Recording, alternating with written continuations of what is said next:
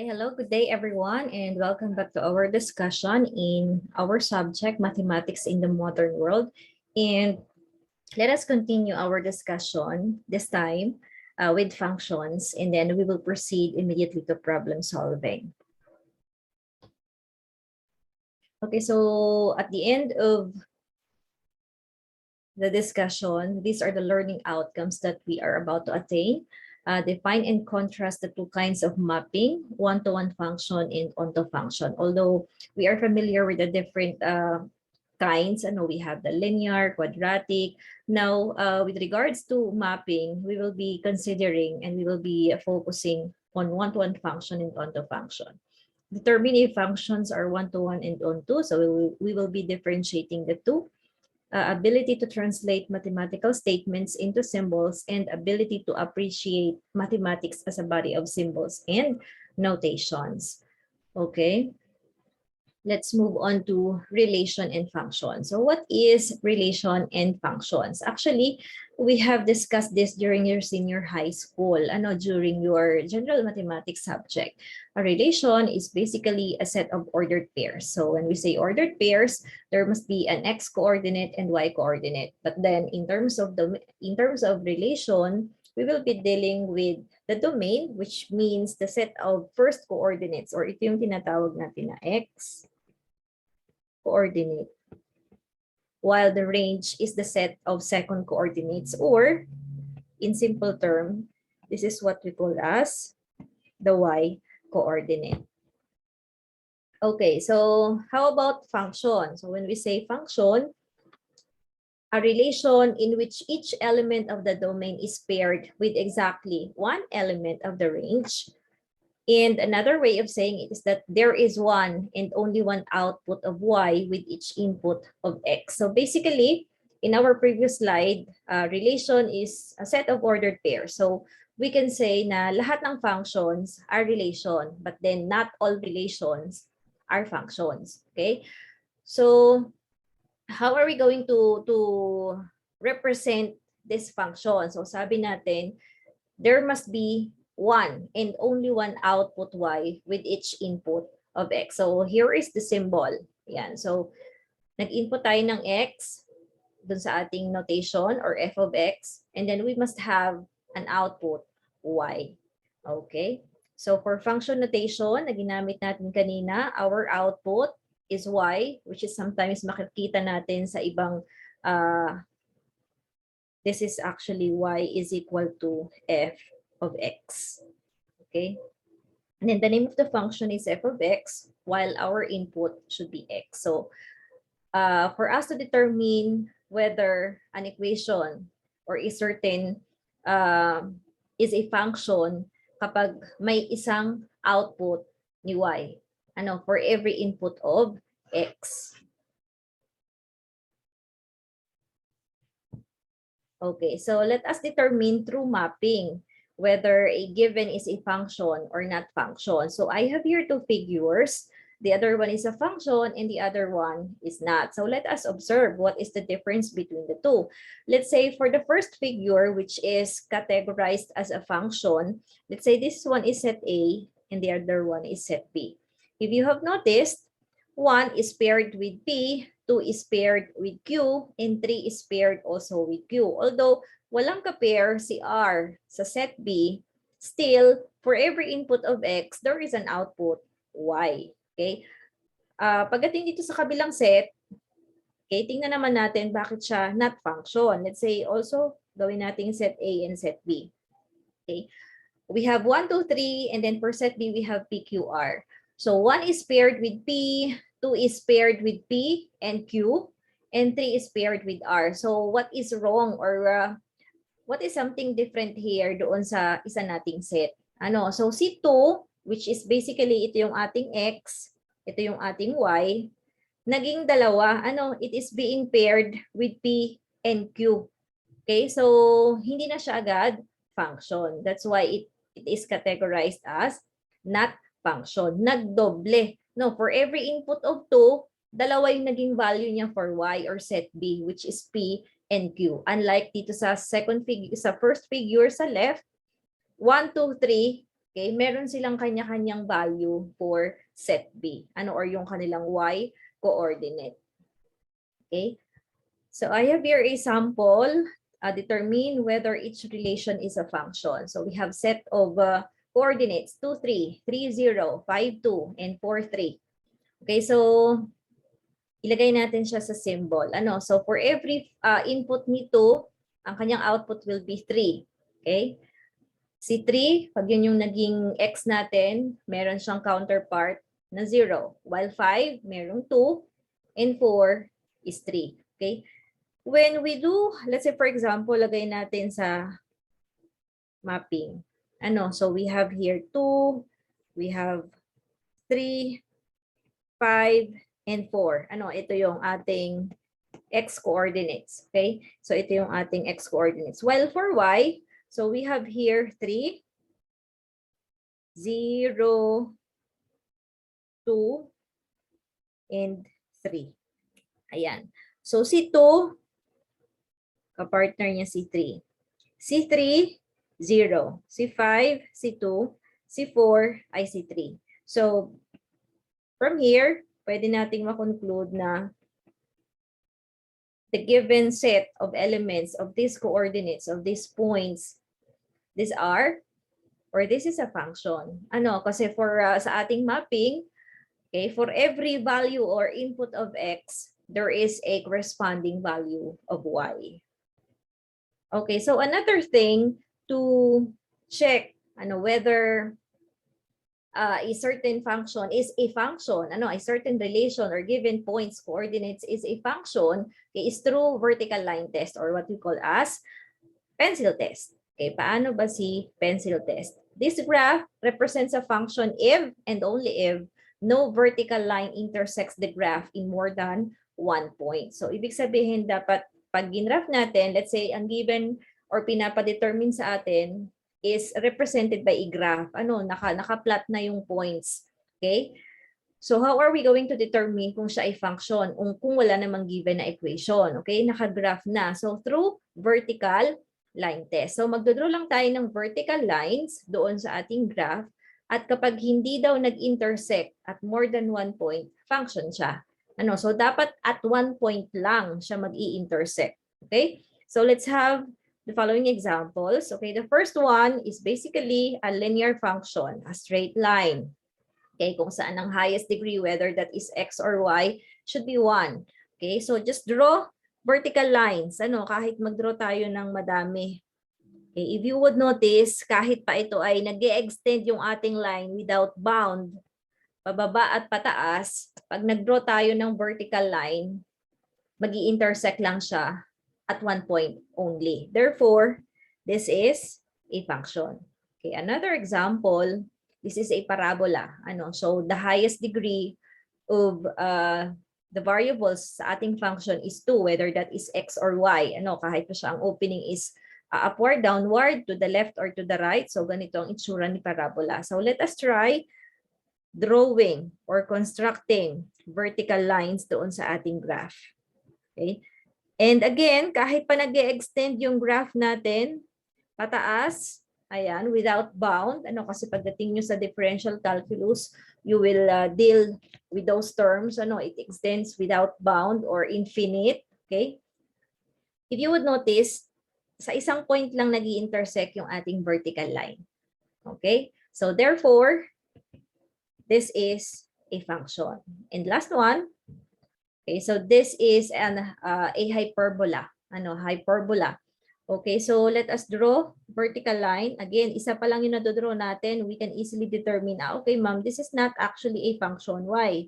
Kasi nag-intersect sila at 2 points. Exactly 2 points. Therefore, this is not a function. Okay, so ganun lang. Kasimple kapag graph ang ipinakita sa atin and we just need to determine whether that is a function or not. Okay. So, another example, ayan. So, how are we going to determine that? Mag-vertical line test lang tayo. Ayan. So, for this one, okay, draw tayo ng lines. Again, nag-intersect lang at 1 point. Ayan. So, this is a function. Dito sa isang example natin, and then if you would notice, lahat ng points ng graph natin ay dinaanan din ng ating vertical line test. Therefore, this is not a function. Okay?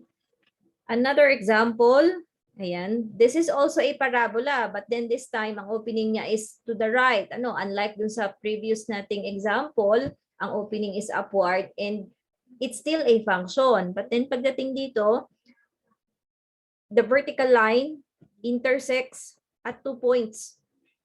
So therefore, this is not a function. Okay? Another graph, ayan, so exponential, ano, so let us draw vertical lines. Ayan, if you would notice, nag-intersect lang din yung line natin, although ito ay mag-extend without bound or infinite, negative at positive, ayan, approaching positive and negative infinity, this is still a function. Okay, so through vertical line test, we can determine whether a given graph represents a function or not. Okay, so punta na tayo dun sa ating two kinds of function. So we have one-to-one function and onto function. Okay, one-to-one, a function in which for each value of y in the range of f, there is just one value x in the domain of f such that y is equal to f of x. So one-to-one. Okay, so ibig sabihin para itong mag-partner, ano, parang mag-asawa. Ano, so yung asawa ni Juan ay kay Juan lamang. Ano, yung asawa ni Pedro ay kay Pedro lamang, or parang sa friends. Ano, yung best friend mo, dapat ikaw lang din yung best friend. Ano, f of x sub 1 is equal to f of x sub 2, which implies that x sub 1 must be equal to x sub 2. So this type of function is what we call as injecture. Ayan. What about onto function? So kapag daw tayo ay nagmap, the mapping of f is said to be onto if every element of y is the f image of at least one element of x, or simply f of x is equal to y. So for us to easily recall or remember or ma-differentiate natin si onto kay one-to-one, kung si one-to-one, kung ano yung value ni x, dapat ay equal din dun sa value ni y. Ano? So there is just one value of x in the domain, hindi katulad nung nauna natin ang general category of a function. Okay, so hindi pwedeng nagdodoble si x. Ano? Okay, so si onto function, dapat daw lahat ng elements ni y ay magagamit. Ano? Ito yung tatandaan natin. All elements of y or in y, or yung tinatawag natin na range, must be used. Ayan. So para masabi natin na onto function, ano yung ating ina-identify. Okay, so let's proceed to this example. Okay, so number 1, yung graph natin, we have here set of points 2, 9, 4, 5, 11, 5. And then sa mapping, we have here the set of domain and range. So lahat ng x coordinates natin, 2, 4, and 11, yun yung ating domain. While ang ating range ay 9 and 5 lamang. So this is not a one-to-one function, although siya ay function, yes, kasi for every input of x, there is an equal output for y. But then hindi siya one-to-one function. Ano, bakit? Kasi si 4, nag-agawan sila kay 5. Ano, nagdoble yung x. So when we say one-to-one, dapat may sariling partner si 4 or 11 at hindi sila both 5 ang y coordinate or range. Okay, while number 2, we have set of points 2, 9, 4, 6, 11, and 5. Okay, so si 2, partner niya si 9, si 4, 6, and 11 is 5. So basically, this is a function, a one-to-one function. Okay, so one-to-one function, how are we going to determine? Kanina, function, basta ginamitan natin ng vertical line test. Ano? At nag-intersect siya, not more than once doon sa ating graph, function yon. Ano? But then to categorize or to determine whether a graph represents a one-to-one function, pwede daw natin gamitan ng horizontal line test. Again, a one-to-one function, f of x sub 1 is equal to f of x sub 2, which simply implies that our x sub 1 must be equal to x sub 2.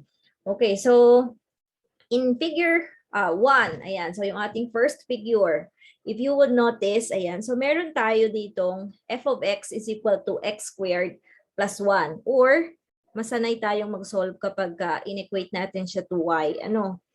So, para mas kita natin yung ating notation. Ayan. So, dalawa yung magiging roots natin dito since this is actually a parabola, di ba? Which opens upward. Ano? So, for negative 2, when we substitute negative 2, the value of y would be equal to 3. And then if we substitute x is equal to 2, our y would be equal to 5. Ayan.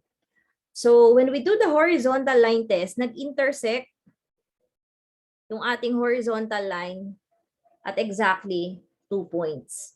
Ano? So when we do the mapping, ayan, pag minap natin, we have here negative 2 and 2. Ayan, so we also have 3. Sorry. It should be 5. Ano, so it should be 5. Why did I write 3? Ayan, so this should be 5. Okay, dito din. Ayan, so kapag nag-mapping tayo, si negative 2 pag yung input natin, ang result niya would be 5. Ganon din si positive 2. It would also result to positive 5. Therefore, this is not a one-to-one function. Function siya pag ginamitan ng vertical line test, pero hindi siya one-to-one function. Now, let's have another example. F of x is equal to 2x minus 1. Okay? So, from here, kapag ginamitan natin ng vertical line test, nag-intersect lang siya at 1 point. Okay? Kahit gamitan natin ng ilang vertical line test, kahit nag-i-extend siya without bound. Okay? So, ito ay linear function at ax plus by plus c equals 0. Ayan. So, this is actually a function, or a one-to-one function. Okay, and take note, kung manonotice ninyo doon pa sa previous natin, lahat ng linear functions na merong ganito, ang kanyang general equation are functions, a one-to-one function. So ito yung tatandaan natin. All linear functions or equations is a one-to-one function. So pag nakakita kayo ng ganitong itsura ng equation, it means kahit hindi natin gamitan ng horizontal line test or vertical line test, that is a function, okay, specifically a one-to-one function. And last example, we have here y is equal to x cubed, or this is a cubic function. Okay, so if we substitute or if we try substituting the value of 1, ang value ng y natin is also equal to 1. Okay?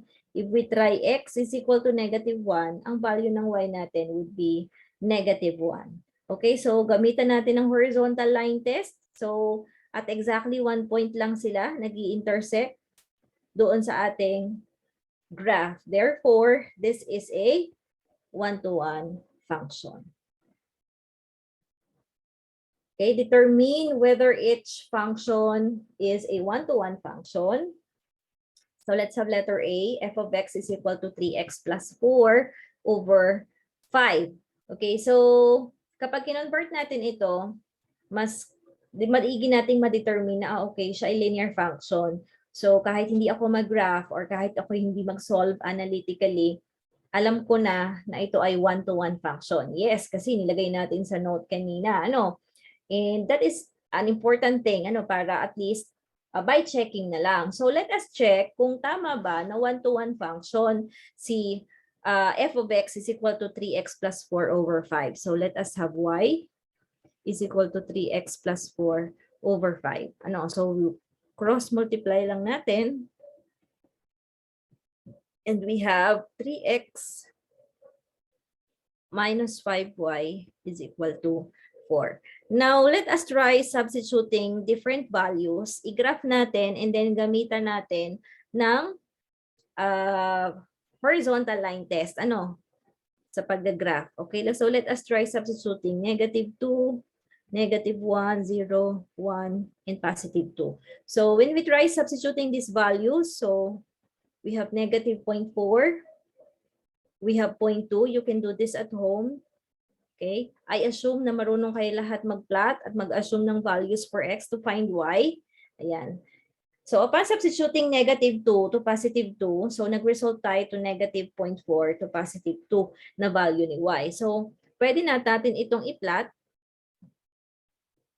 Okay, plot natin si -2, -2, -4, so sa may baba, so somewhere here. Ayan. And then we have 4, +0.2. Okay, so somewhere here lang din. We have 0. We have -2, -0.4. Sorry, -1 ito, not 4. This is -1. Ayan, kaya pala mali yung point ko. Okay, so this is -1, -1.2. So, andito lang din. -1.2. Ayan. And then 0.8. So, ito yung 0.1 natin. And then we have 1, 1.4. Okay, kalahati, almost. And then 2, 2. Ayan. So, plot natin yung ating graph. Ayan siya. And then, let us try constructing vertical lines para ma-determine natin. Although alam na natin na kapag linear function, siya ay function and specifically a one-to-one function. So from there, we can conclude that this is a one-to-one function. Okay, so let's have another example. In letter B, f of x is equal to square root of 2x plus 3. So gawin natin y is equal to square root of 2x plus 3, or i-revise natin ito. So we have y squared is equal to 2x plus 3. Okay, so let us simplify. So from here, kukunin natin. So 2x plus 3. Ayan. So this is actually a graph of ito? Quadratic, or a parabola. So, gawin natin siyang y squared is equal to, divide natin yung 2. So, this is plus 3 halves. So, therefore, ang center nito, or ang vertex would be, pagdating natin sa, in your pre-calculus, sa senior high, and also dun sa inyong another subject, Math 101E. Ayan, so you will be dealing with parabolas. Ayan, so ang ating center or vertex is -3 halves, and then yung y natin, y coordinate is 0. So kapag pinlat natin, nasaan ba yun? So -1.5, ayan, 0. So andito siya, -1.5, 0.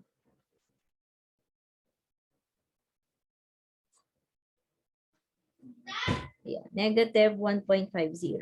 So, ang opening niya, since y ito at positive, so ang opening nito ay to the right. Sorry, hindi tumama sa ating center. Ayan. So, when we construct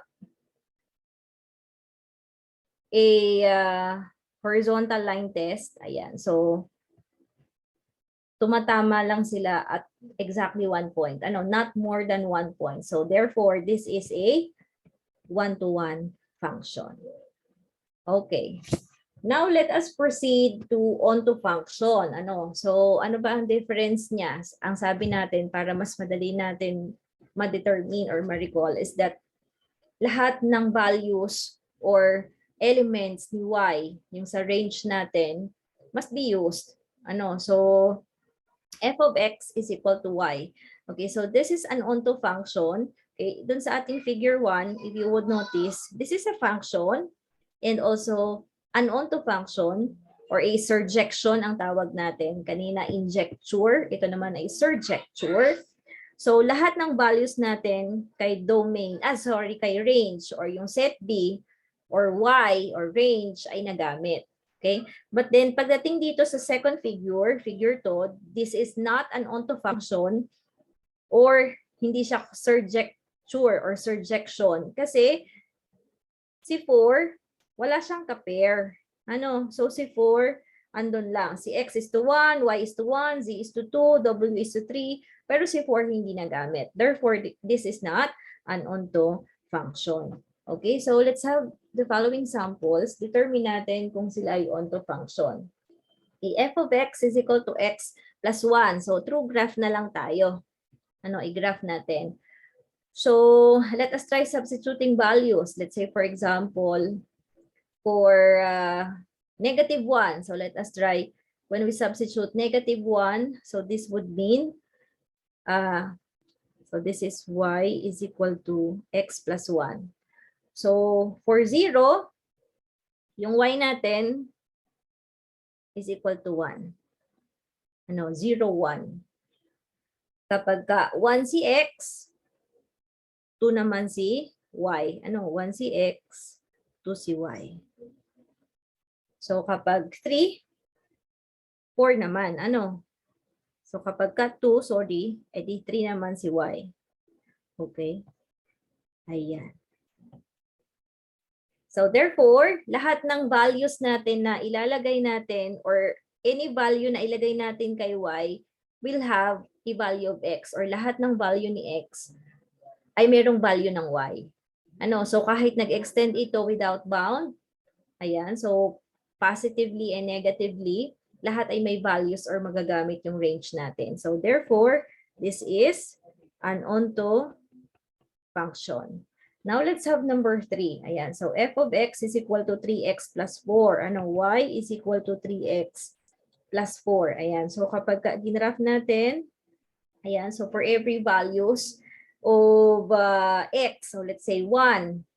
So for value ni 1, ayan, so 3 plus 4, so 7. So 1, 2, 3, 4, 5, 6, 7. So andito siya. So kahit anong values na ilagay natin, for X, ay makukuha natin yung value ni Y. So therefore, this is an onto function.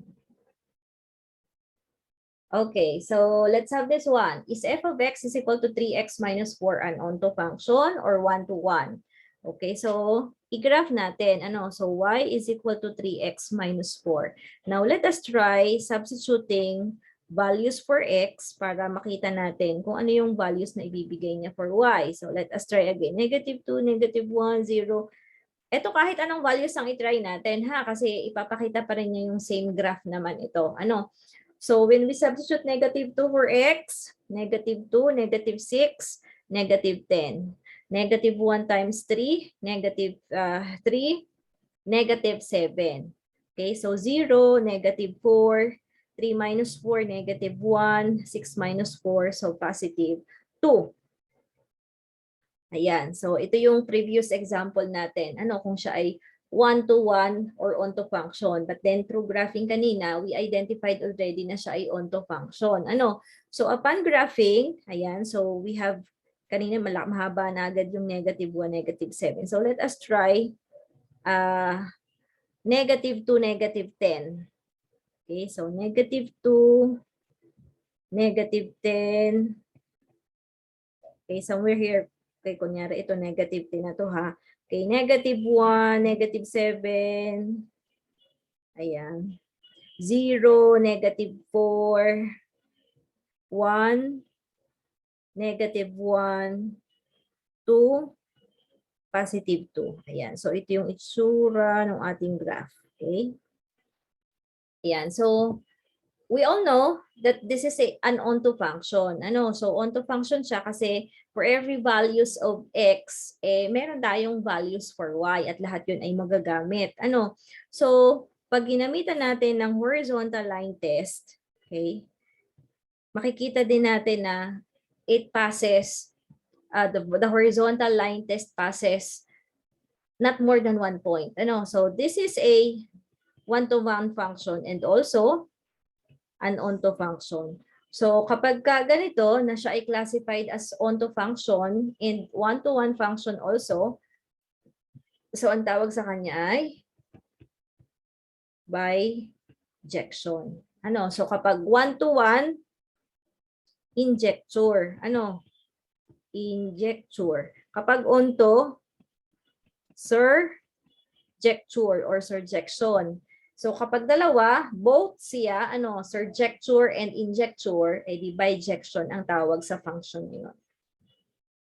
Okay, another example is g of x is equal to x squared minus 2 onto, or is it 1 to 1? Okay, so let us try. Y is equal to x squared minus 2. Ano, so tingnan natin. So we have x squared y plus 2. Okay, so this is actually a parabola, ano, which opens whether it's okay, so kung positive itong nasa kanan, upward, ano, ang opening niya ay upward. So y plus 2, ayan. So ang ating center or vertex nito ay 0, negative 2. Ayan. So graph na natin. 0, negative 2. So andito yung ating point. So, ang opening niya ay upward. So, pag ganito siya. Ayan. So, graph tayo. Gamitan natin ang horizontal line test. Ayan. At sila ay nag-intersect. Ang ating horizontal line ay nag-intersect at exactly 2 points doon sa ating graph. Therefore, hindi siya one-to-one function at hindi rin siya onto function. Ano, so pagka ganito, ayan, neither, ano, maalin sa kanila ay hindi onto or one-to-one itong ating given function. Kasi may certain value tayo, ano, yung sa y natin. Okay, so hindi lahat ng values ni y ay magagamit. Okay? Okay, let's proceed to problem solving. Okay, translating words into symbols. Dito na natin ginagamit yung pagiging logical natin sa analysis. Ano, on how we deal with worded problems. Ano. Okay, so saan nga ba natin typically ginagamit? Kasi pagdating natin sa real life or halimbawa pagdating natin sa real world at tayo ay working na, hindi naman tayo utusan ng boss natin na okay, Engineer Serrano, kindly determine the number of students and this is the equation. Hindi naman ganon. Ano, or let's say, hindi tayo utusan ng nanay natin na, okay, Juan, pumunta ka sa tindahan, ito yung pera, ayan, so, bumili ka ng 4x, ayan. Halimbawa, bumili ka hanapin mo muna kung ilang ang kasya dito. Ano? So, ito yung pera natin, ganyan. So, paano ba natin siya nagagamit? Ano? Nobody will ask us to solve 4x plus 35 equals 115. At sasabihin ng nanay natin na, isolve mo muna yan at yung makukuha mo, yun yung ibibili mo or yun yung matitira, yun yung magiging baon mo. Ano? However, your mother might ask you to determine magkano ang matitira in your budget for the week if you have to pay the water bill amounting to 250 pesos and your cash on hand is 1,000 pesos. Ano? So somehow, pag medyo maliit pa yung values, pwede naman nating i-mental math. Ano, hindi na natin totally kailangang gamitan pa ng mga X or Y. But then, our knowledge sa pag-translate ng words into symbols will help us para mas madali nating makalculate. Lalo na pagdating natin, di ba pagka bumili tayo, ang amount ng ganitong certain thing, halimbawa, bibili tayo ng notebook, amounting to halimbawa 50 pesos. Ang pera natin halimbawa is 450. Ilan ba ang mabibili ko nito? Although hindi natin isinulat mathematically at hindi natin hinanap yung X, okay? But then in our minds, dinivide natin. 'Di ba? Hinati natin yung 450 sa 50 pesos for us to determine ilang notebooks ang mabibili natin. Okay? So, mathematics will help us to think logically, systematically. Okay? So, kumbaga, inilalagay natin analytically, systematized yung pagsosolve natin, hindi yung patumangga. Okay? Pag inas tayo, paano mo ba to sinolve? Ano? So, may ilalatag tayong equation. So, ito na nga yung pag-translate. Or, by expressing an algebraic statement para ma-solve natin yung unknown values. Okay, so when translating a verbal expression, you first need to identify the unknown and assign it a variable. It is often helpful to write this down. Okay, so palagi tayong maglalagay ng kung ano ba yung hinahanap. We first need to analyze ano ang unknowns, ano ang given. Okay, and then gagawa tayo or magle-let tayo. Ang tawag natin doon is legend. Ano, for example, in the scenario from the introduction, the unknown is the amount left on your money. So we can write or we let the amount of budget left as N. Ano, so kapag nagbayad daw tayo ng 250 pesos ano do sa previous slide sa water bill, ayan. So let's say 1,000 minus 250, ito yung hinahanap natin, amount of budget left for the week. So ang tawag natin dun sa nilelet natin yun is legend. And we can always refer back to it when you are translating your expression. So pag nilet natin yun as n sa pag-uumpisa natin ng equation, dapat sa huli, pwede nating ibalik para ma-determine, okay, ito yung nahanap ko, amount of budget left. So hindi dapat pabago-bago. Ano? Kasi yun yung babalikan natin na reference. Okay, so what are the operations that we need to or that we will be using? Ano, now that we have defined our unknowns, we need to identify words that represent operations. And in translating words, ito yung mga basic na ginagamit natin, ano, MDAS. Yan, addition, subtraction, multiplication, and division. Although, somehow, pag medyo higher math na, gumagamit na tayo ng powers. And also, hindi nawawala si equals. Okay? So for addition, okay, the following words in a verbal expression represent addition. Okay, so the sum of 3 in a number. So when we translate that into an algebraic expression, it could be n plus 3 or 3 plus n. Ayan, what do you notice? Okay, another example, 7, more than a number. O take note of those, ano, yung terms natin. Sum, more than a number. It could be n plus 7 or 7 plus n. A number plus, a number increased, add, or older than, or raised by. If you would notice, pwede silang nababaligtad. Ano?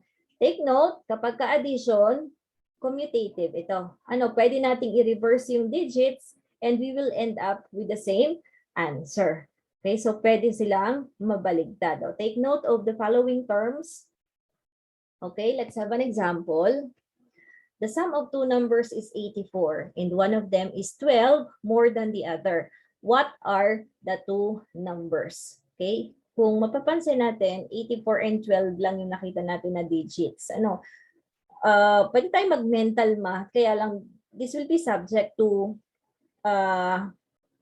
trial and error. Ano, para ma-determine natin yung two numbers. But then, kung systematic ka mag-solve, logical ka mag-isip, ayan, so gawa tayo ng legend. Ano, mag-let tayo. Okay, so let natin, let's say two numbers ang hinahanap natin. I-let natin si X as the first number.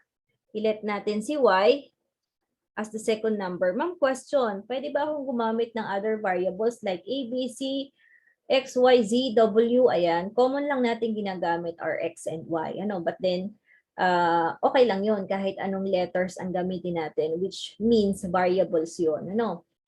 Okay, so i-translate na natin yung ating worded problems. The sum of two numbers is 84. So, yung two numbers natin, nire-refer natin na yung X and Y. Okay, ito yung ating first equation. Okay, tapos na. And one of them is 12 more than the other. Ano, so, yung is natin, which means equals, ayan, yung sum means addition ito or plus. One of them, so maalin doon sa X and Y. Ano, so one of them is 12 more than the other. So, ilet na lang natin na yung si y na second number, siya yung y. Ayan. So, yung 1 natin is y is 12 more than. Ano, yung term natin na more than is addition again. Ano? More than the other. Yung other number natin, in-refer natin is x, which is the first number. Ayan, 12 plus x. So, meron tayong two equations. We also have two unknowns. So, pwede na yon. Avoid lang natin yung too much unknowns, pero less ang number of equations kasi magiging indeterminate. We cannot solve for that. Ito, pwede natin i-click sa calculator. However, I will not be teaching you that. For now, conventional muna tayo. So, let us solve. Solve muna natin si, sabi dito, i-substitute natin ito dito. So, si y. So, we have x plus yung y natin, 12 plus x is equal to 84. Okay, we substituted equation 2 to equation 1. So, by simplifying, we have 2x plus 12 equals 84. So we have 2x equals to 84 minus 12, or 2x. How much is that? 84 minus 12 is 72. Divide lang natin sa 2. Ayan, cancel natin. So yung x natin is 72 divided by 2, or 36. Since ang tinatanong ay what are the two numbers, na-determine na natin yung first number, which is 36, ang x, while yung y natin, substitute natin here. So we have y is equal to 12 plus x, or 12 plus 36. So therefore, y is equal to 48. So the numbers that we are looking are 36 and 48. Okay. So let's move on to another example. Yan. The sum of two consecutive numbers is 37. Okay, what are they? Okay, the sum of two consecutive. When we say consecutive, again, this is sum, so plus ang tinutukoy natin. Pag sinabi natin consecutive numbers, okay, so halimbawa, 1. Okay, yung consecutive niya, edi we simply add 1, di ba? So halimbawa, 1, ang kasunod niyan 2. Okay, yun yung tinutukoy natin. Okay, and then is, this would mean equal sign. No, so let muna tayo. So i-let natin si x as our first number. And then yung second number, instead of letting that as y, gamitin na rin natin si value ni x. Since ang sabi, consecutive number, ma'am, bakit po hindi natin nilet siya as x? So, para ma-avoid natin na isa lang yung equation natin, pero dalawa yung magiging unknowns. Or magsasubstitute ka pa din. So para mas madali, isa na lang, makukuha agad natin. Okay, so ito yung second number or yung kasunod niya. Okay? Balikan natin yung problem. The sum of two consecutive numbers, yung sum daw nung first number at second number is or equals to 37. Okay, so we have 2x plus 1 equals 37, or 2x is equal to 38, or x is equal to, divide natin sa 2. So we have, sorry, it should be minus, it should be minus. So it should be 36. Okay, so 37 minus 1. So we have 36. Divide natin both equations by 2, both sides. So we have 18. Okay. So kung ang x natin ay 18, alin pa daw yung other number? So we have x plus 1 or x plus 18. Therefore, yung kinukuha nating another number is 19. Ayan. Ang number na hinahanap natin ay 18 and 19. Nakapag in-add natin, that would result to 37. Okay, ma'am, paano pag sabi mo kanina pwedeng i-let ko siya or lag-legend ako kasi ng x and y? Pwede rin naman. Kung ito ay x, yung isa ay ginawa mong y. Ayan, so medyo maguguluhan pa kasi tayo Kung i-equate natin ito kasi na x plus 1. O ganun lang din. Same din. That would result to 18 and 19. Kasi ang gagawin mong equation nito is x plus y din, equals to 37 such that y mo is x plus 1 din. Ayan. O, yun din. So, to avoid that, since binanggit natin, and also, pag napansin nyo kasi, isa lang yung magiging equation natin dito. Dalawa yung unknowns. So, to avoid that, makuha agad natin yung isa, and then to follow na agad yung other number na missing, much better na naka-equate or in-represent or in-express na natin yung other unknown in terms of the first variable or the other variable. Okay, now let's have subtraction or difference. The following words in a verbal expression represent subtraction. Okay, take note. The terms minus, ayan, less than, subtract, decreased, younger than, lowered. Okay? Tingnan natin yung algebraic expression. A number minus 6 or n minus 6. Pero hindi siya sinabing 6 minus n. 9 less than a number is n minus 9. Okay, take note, hindi siya katulad ng addition na commutative. So kailangan maging careful tayo. Pag nagkabaligtad yan, mali na yung magiging result ng ating final answer. Okay? Take a look at how the same keywords are used to write the different expression. Kasi sometimes, dapat nauuna. So take note dito, subtract 10 from a number. Ayan, from a number. A number decreased by 5. Okay? Younger than or lower than. Okay? So, magkakaroon ng different value. So hindi siya commutative. Okay? 6 minus a number, 9 less than a number. Ayan. Paano natin siya isulat? Okay, let's have an example. Okay, Nate weighs 185 pounds and Joey weighs 17 pounds less than Nate. How many pounds does Joey weigh? Ilet na lang natin si Nate as N. Si Joey as J. Okay? Take note, less than ang ginamit na term. So it means subtraction. Okay? Although tayo ay nasa example ni subtraction, what if naka-hide yung topic? So for us to easily determine, tatandaan natin yung mga words that will represent kung anong operation ang gagamitin. So less than, dapat subtraction or difference. So si Nate daw is equal to 185 pounds. And si Joey weighs or is weighing 17 pounds less than. 17 pounds less than Nate or N minus 17 pounds. Okay? So si Joey, lagay natin yung 185 minus 17. So 185 minus 17 is equal to, ito yung weight ni Joey. Okay? So ganito lang siya kasimple. Let's have another one. Okay? Gumamit tayo kanina ng less than na keyword or term to mean subtraction or difference. Ito, difference. Difference ang tawag natin din sa resulta ng subtraction. The difference which means subtraction between a number and 5 is, ibig sabihin equals 16. Find the number. So let natin let natin yung number as x. Ayan.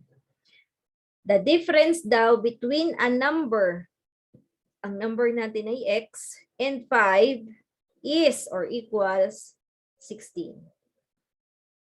X minus 5 is 16. So by transposing x, 5, so x is equal to 21. So the number is 21. Okay, now let's proceed to multiplication. In the following words, in a verbal expression, represent multiplication. Okay, typical yung mga times. Okay, the product of 3 and a number, product kasi ito yung result for multiplication. Twice a number doubled, multiplied, or medyo sometimes confusing yung of na term. but then it means multiplication. Take a look at the algebraic expression. Ayan. Again, similar to pwede nating mabaligtad or n times 5 or 5 times n or 5n. Ayan. So, lahat yun tama. Depende na lang sa pagsusulat ninyo. Kaya ina-avoid natin yung x na dito. Yung 5 times n. Kasi yung x ginagamit na natin siya as variable. Diba? Nagle-let tayo kanina ng x and y. So, to avoid confusions, pwede tayong gumamit na lang ng tuldok. 5 times n or simply 5n. Okay? Or 3n, 2n. Ayan. The keywords for multiplication, ayan, are the following. Yung off lang yung medyo tricky ng konti para ba tayong kumukuha ng percentage ng isang number. Okay? This is mostly used when you are multiplying a fraction times a number. Let's have an example. 2 times a number is 50. What is the number? 2 times. So, dun pa lang sa word na times, we all know na multiplication ito. Product ang hinahanap natin. I mean product yung involve or multiplication yung operation na gagamitin. Okay, so ilet natin si number as x. Okay. 2 times a number na x is equals to 50. Ano daw yung number? So, divide natin both sides by 2. So, x is 25. Okay, so as simple as that. Okay, so ito ay step by step pa lang tayo para later on we will be dealing with combination of operations. Okay, another example, a seal has 1,500 nerves per whisker. Okay, ilit na natin si seal. Ayan, as S. Okay. Which is, yung S is equal to 1,500 nerves per whisker. That is 10 times as many as a rat has. Okay? Yung that na term dito, that means yung seal yun. 10 times as many as the rats. Si seal daw ay merong 10 times as many as the rats nerves per whisker. Ang question, how many nerves per whisker does a rat have? Ilet natin si rat as R, si seal as S. Ayan, so we have, by dividing both sides by 10, okay, so we have R kasi ang hinahanap natin, S over 10. Or, yung S natin for seal is 1,500 nerves per whisker divided by 10. So therefore, yung rat daw ay merong 150 nerves per whisker. Okay, so as easy as that. As long as makapag-let tayo, makapaglagay tayo ng legend, at ma-translate natin mathematically yung word problems, so it would be much easier for us to determine the unknowns. Okay, maximizing the given. Okay, let's proceed to another operation, which is division. Okay, the following words in a verbal expression represent division. Okay, mas simple. Ito kasi kabaliktaran lang ng multiplication. This is much more simple. The keywords are divided by and divided into. Okay, just pay close attention to the order in which it is written. Okay, hindi siya commutative, katulad ni subtraction. So, we must be careful with the order in which you write the algebraic expression. Kasi baka mamaya, yung dapat na numerator ay naging denominator. Okay? A number divided by 2. A number n divided by 2. Okay? Dito sa kabila, 2 divided by a number is 2 over n. So, magkaiba sila. Okay? N over 2 is different from 2 over n. Okay? Pay much attention pagdating doon. Okay? Kasi hindi siya commutative na katulad ng addition. Okay? Let's have an example for division. The ratio of girls to boys in class is 9 to 7. Okay? Ratio. Ratio ng girls to boys. Ilet natin ito as G, si boys ay B. Girls to boys is 9 to 7. Okay? And meron daw 80 students in the class. Okay? So, pwede tayong mag-let. So, i-let natin, let natin si X as number of girls at si Y number of boys. Okay? So, there are 80 students in the class. Ayan, so there are 80 students in the class. So, ilan yun dapat? So, 80. So, yung pag inad natin, yan, we have 80 students in the class. Okay, so gamitan natin, yung terms natin. So, the number of girls, ratio ng girls to boys ay ito. Ang girls natin is, let's say, ang hinahanap natin ay yung X, So, yung boys natin, pwede itong mabaligtad, okay? So, from X plus Y equals to 80. So, inilet natin si girls as X. Okay, so ibig sabihin, girls muna tayo, X plus 80. Okay, tama. Girls to boys. Ang girls natin ay, ilan to? X plus Y is 80. Baligtad nga ako, number of girls natin is X. Ayan. So, therefore, ang boys natin, okay, so yung boys natin is 80 minus X. 80 minus X. So, 9 over 7. Okay, so by cross multiplication, so we have 9. 80 minus X is equal to 7X. 9 times 80, ilan to? 720.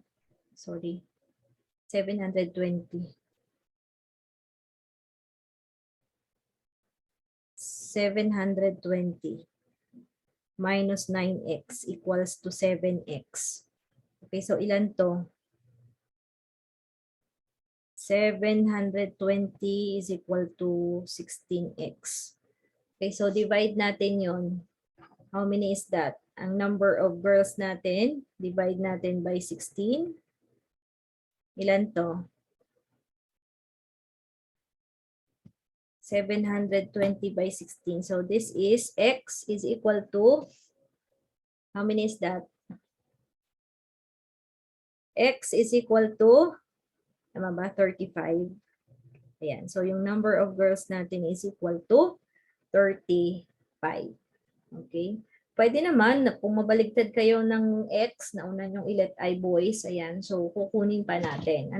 So tama ba? Kasi I don't have my calculator here. 30, 18,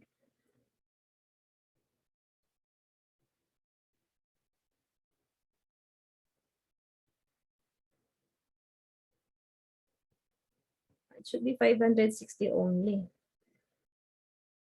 Mali ako Okay, so ilan lang to? 45. 45, sorry. So it should be 45. Ayan. So it should be 45. So it should be 45. Tama? 45 times 16, 30, 24, 27, 5, 4, 12, tama, 720. Okay, so the number of girls in the class is 45. Okay, another example under division. Jeff has 1/2 pizza left in the fridge. Okay, 1/2 ng pizza. At breakfast, kinain daw niya yung 1/3 nung 1/2 of it. Okay, what fraction of the original pizza does he have for lunch? Okay, so ibig sabihin kung ilan yung natira after niyang kainin yung 1/3 nung breakfast.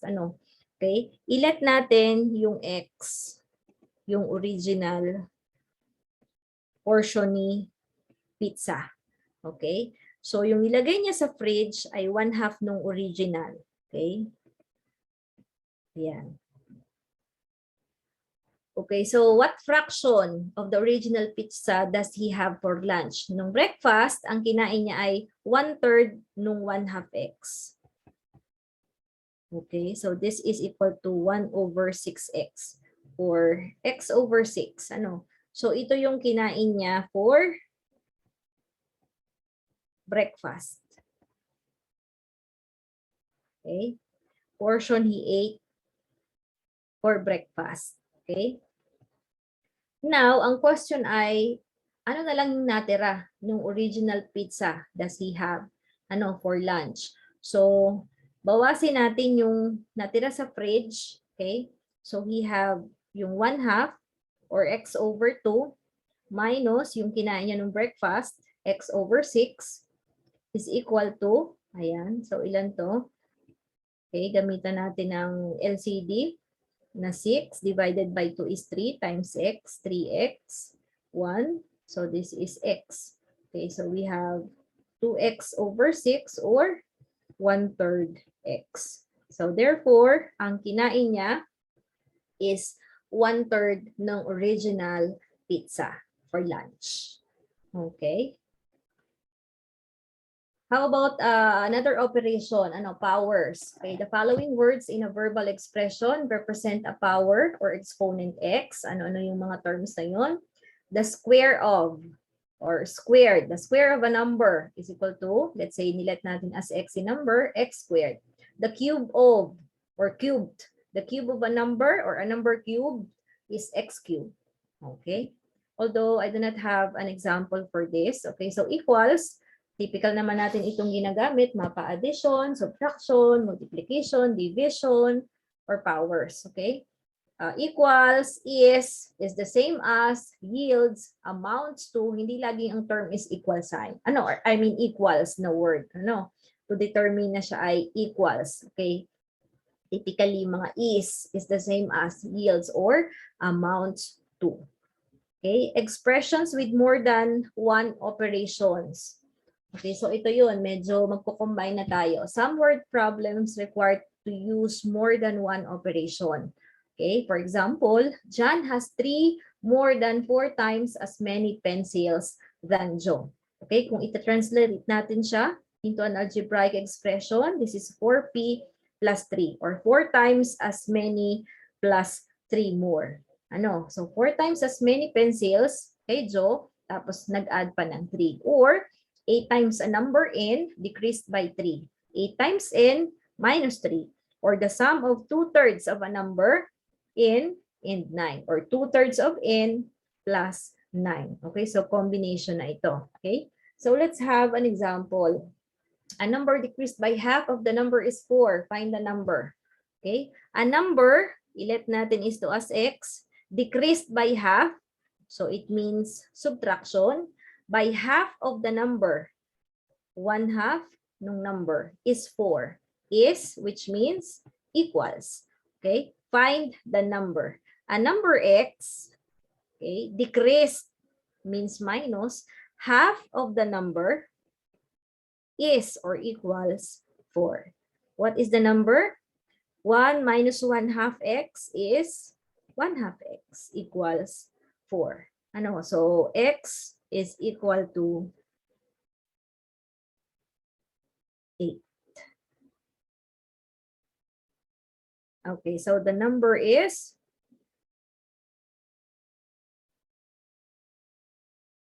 8. Okay, so let's have another example. 2/3 of the sum. Okay, so dito pa lang sa 2/3 of, which means multiplication na tayo dito. The sum, ayan, so we are going to use plus. 3 times, ayan, 3 times, so multiplication, a number. Let natin ulit si number as x. And 6 is or equal sign. What is the number? 2/3 of, which means multiplication. 3 times a number, nilet natin si number as x. 3 times a number, and 6. Sum of 3x and a number. 3x and a number. 3 times a number and 6. 3x plus 6 daw is equals to 10. So ano daw yung number? Okay, so by cross multiplication, alisin lang natin yung 3, multiplying both sides by 3. So we have 2, 3x plus 6 10 times 3 is 30. So, nag-multiply lang tayo dito both sides ng 3.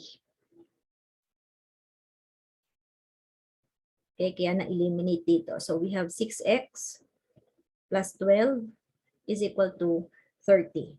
Okay? So, we have 6x, 30 minus 12. So, we have 18. Dividing both sides by 6. X is equal to 3. Okay, the number that we are looking for, which is 2/3 of the sum of the 3 times a number and 6 is 10. The number is 3. Okay. Another one. Okay, think of a number. Okay, double the number, subtract 6 from the result, and divide the answer by 2. Okay, the quotient will be 20. What is the number? Okay, let natin yung number as x.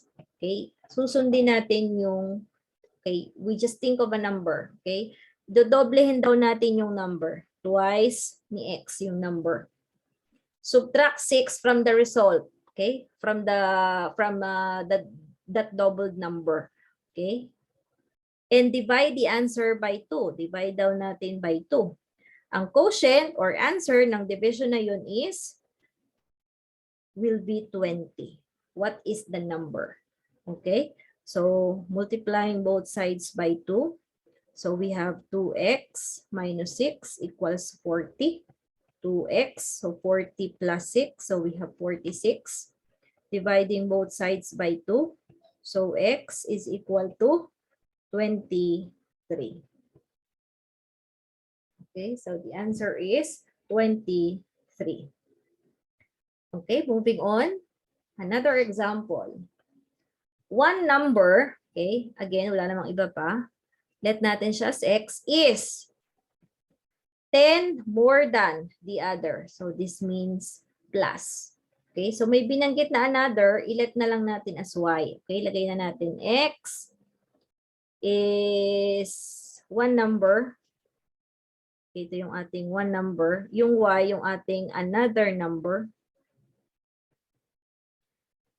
Okay, the sum. Okay, so plus ito, twice, 2 times, ng ating smaller, plus 3 times, again, multiplication. The larger is 55. Okay, so instead of saying na number and another number, since merong nilalagay silang term na larger and smaller number, eh, mag-let na tayo. Ano, i-let natin, for example, ito yung larger number at ito yung ating smaller number. Okay?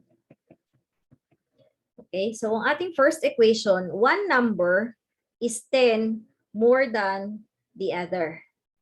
Okay, so kung nilet ko si x as 10 more than the other, ibig sabihin si x yung larger number natin. Ano? So si x is 10 plus y.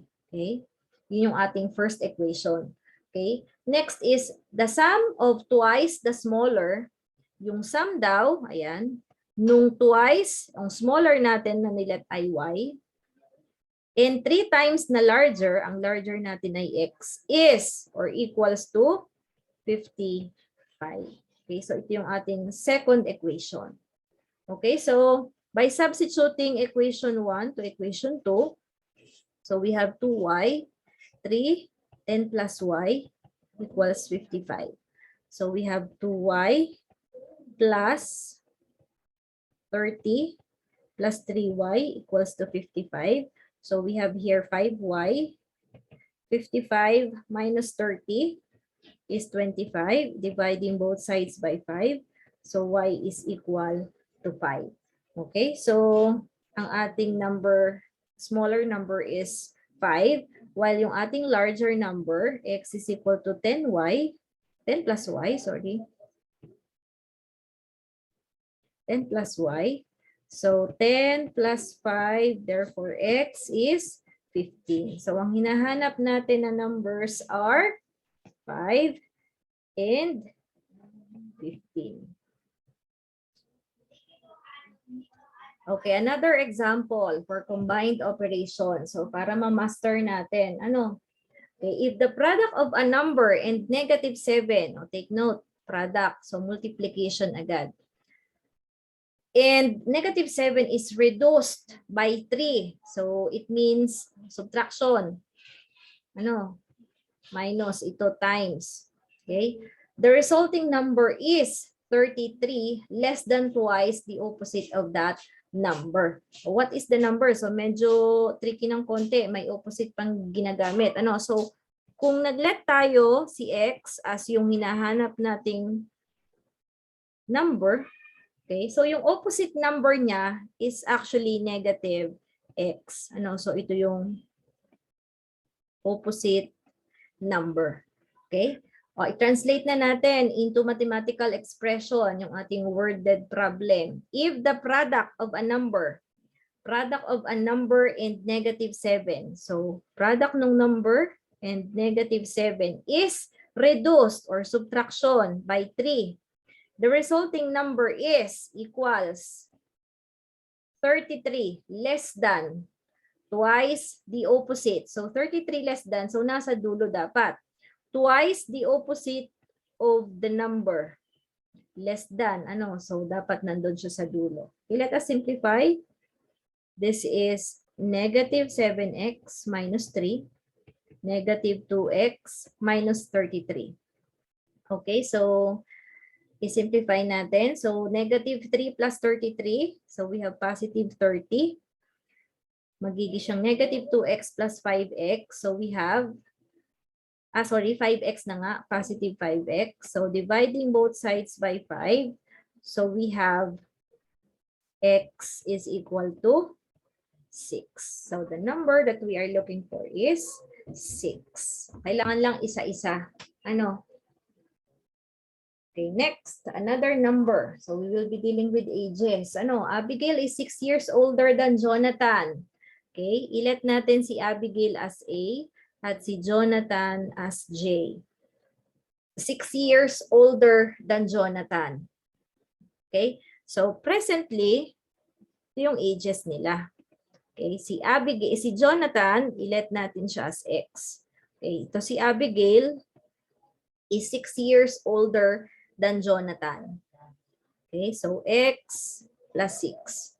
Okay, 6 years ago, okay, so ito yung past. Ano, 6 years ago, okay, she was twice as old as he. Ayan, so 6 years ago, si Jonathan, di bawasan lang natin ng 6, 6 years ago, at si Abigail ay X plus 6 minus 6, so 6 years ago. Okay, so i-translate natin. So 6 years ago, she was twice as old as he.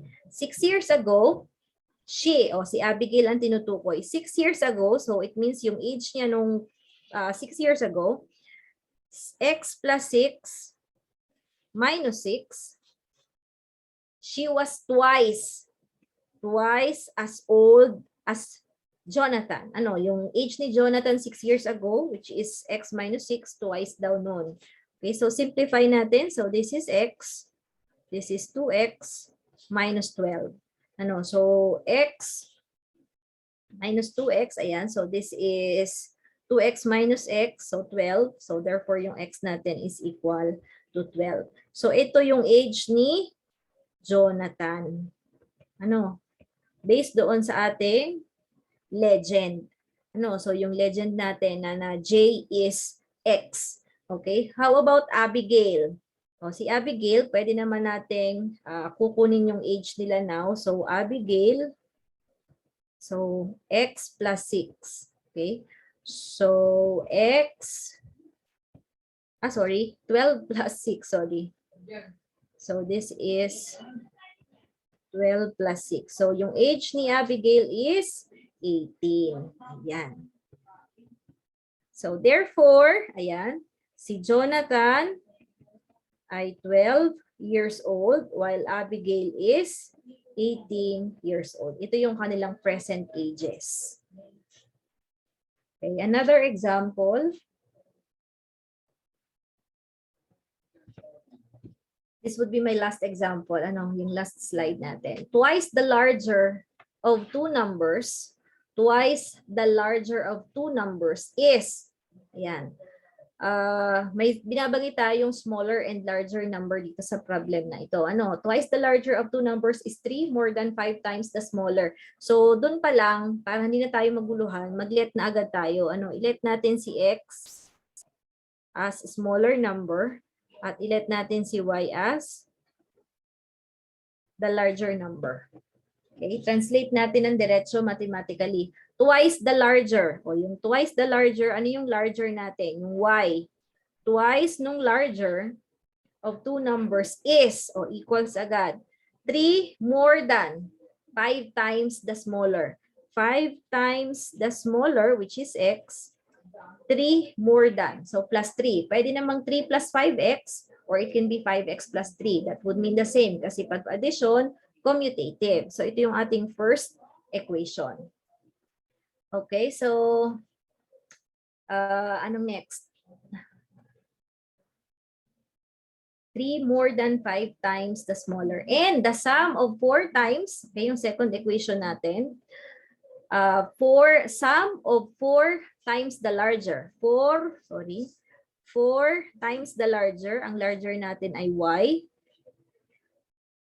4 times the larger number and the sum, ano, so plus, and 3 times the smaller number. 3 times the smaller, which is x, is or equals 71. Okay, so this is our second equation. Ito pwede natin i-solve simultaneously in your scientific calculators. But again, conventional way muna tayo. Okay, so pwede tayong kunin natin, maalin dito sa dalawa. So let's say, dividing both sides by 2 para makuha natin muna si y. So we have 5x plus 3 over 2. And then substitute dito. Okay, so we have 4 times y, 5x plus 3 over 2 plus 3x equals 71. Okay, so cancel natin dito. May natira na lang na 2. So we have 2 times 5x plus 3 plus 3x equals 71. So we have 10x. 2 times 3 is 6 plus 3x equals 71. So ilan na to? 13x. So 71 minus 6, so we have 65. Divide natin 13, both sides of equation. So x is equal to 5. Okay?